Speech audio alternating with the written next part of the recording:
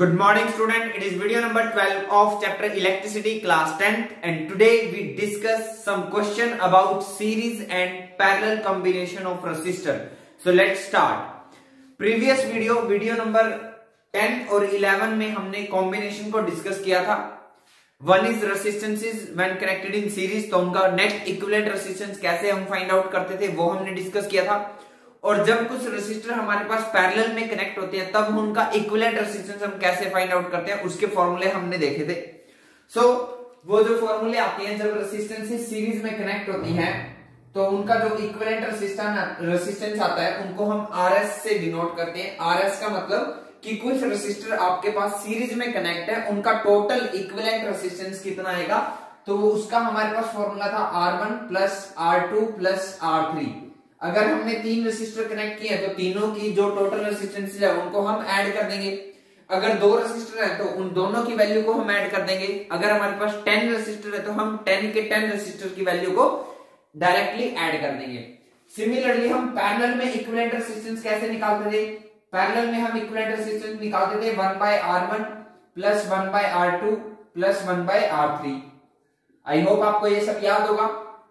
अगर नहीं याद है तो अभी जो वीडियो स्टार्ट हो रही है वो यहां से आप याद रखिए कि जब रेसिस्टर सीरीज में कनेक्ट होते हैं तो उनका टोटल रेसिस्टेंस ऐसे फाइंड आउट करते हैं, और जब रेसिस्टर पैरेलल में ऐड होते हैं तो हम इनको ऐसे ऐड करते हैं. यहां पर मैंने एग्जांपल लिया कि तीन ही रेसिस्टर का एग्जांपल लिया कि तीन रेसिस्टर या तो सीरीज में कनेक्ट है या तीन रेसिस्टर पैरेलल में कनेक्ट है. हम ज्यादा भी ले सकते हैं और कम भी ले सकते हैं. ठीक है, अब एक बेसिक एग्जांपल हम समझते हैं. आप ध्यान से हमें समझना है. ठीक है, कैसे?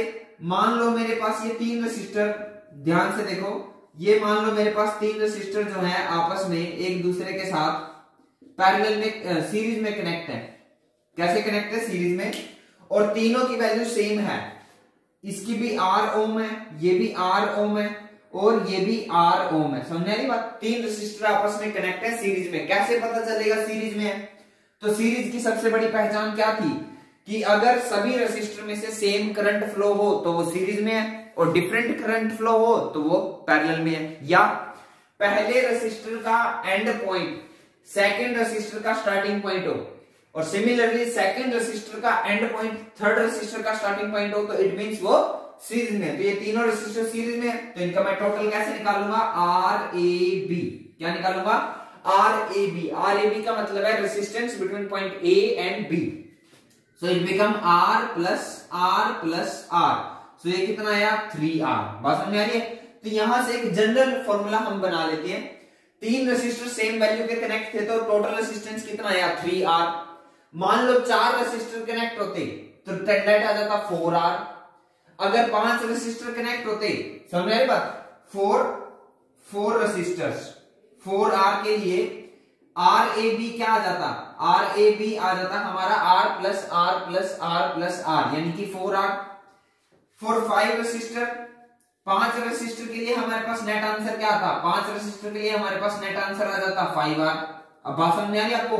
10 रेसिस्टर होते तो 10R, 11 रेसिस्टर होते तो 11R, 20 रेसिस्टर होते तो 20R. बट एक बात ध्यान रखना, वो क्या कि तीनों रेसिस्टर की वैल्यू सेम होनी चाहिए, ये भी ध्यान रखना, तभी ये पॉसिबल होगा.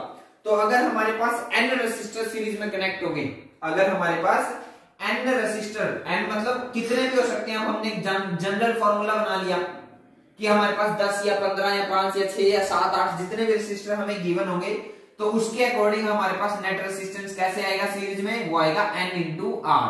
बस समझ गई? n into R.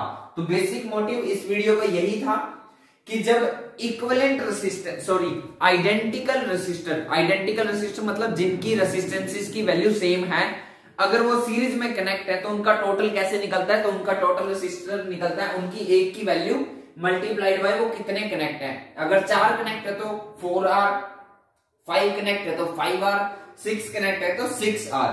I hope आपको ये समझ में आया होगा.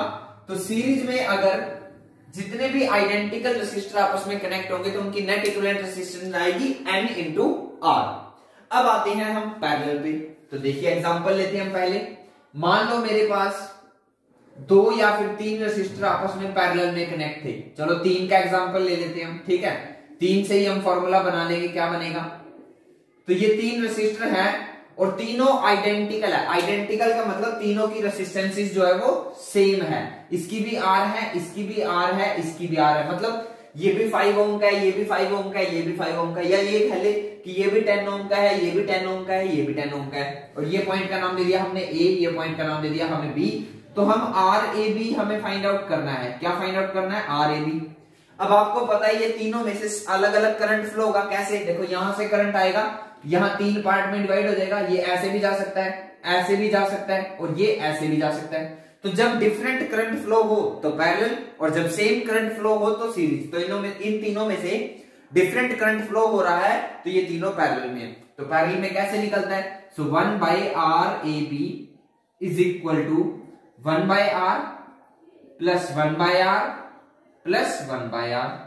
Next step 1/RAB is equal to R आ गया एलसीएम और ये आ जाएगा 1 प्लस 1 प्लस 1। बिल्कुल कॉमन प्रैक्टिस है, ये कुछ खास बताने की जरूरत नहीं है। एलसीएम वगैरह लेके हमने सोल्व किया इसको। 1 प्लस 1 प्लस 1 क्या आ गया? 3R। 3/R क्या आ गया? 3/R। अब मैंने फिर वही बात, यहां पर आंसर नहीं छोड़ना है आपको, ये आंसर नहीं आया फाइनल आंसर, क्योंकि ये 3/R वैल्यू 1/RAB की है। हमें सिर्फ RAB फाइंड आउट करना है। तो RAB क्या हो जाएगा? RAB हो जाएगा R/3। तो यहां आपने एक बात नोट की, वो क्या? इन तीनों रेसिस्टर की सेम वैल्यू थी और वो क्या थी? R। और ये कितने कनेक्ट थे? 3। तो R/3 इनका टोटल रेसिस्टेंस आ गया। अब आप खुद बता सकते हो, अगर ये 4 रेसिस्टर कनेक्ट होते सेम वैल्यू के, सबकी वैल्यू R है और वो 4 है, तो इनकी टोटल रेसिस्टेंस कितनी आती? तो टोटल रेसिस्टेंस आती R/4। अगर मान लो R वैल्यू के टोटल 5 रेसिस्टर कनेक्ट होते तो कितनी वैल्यू आती?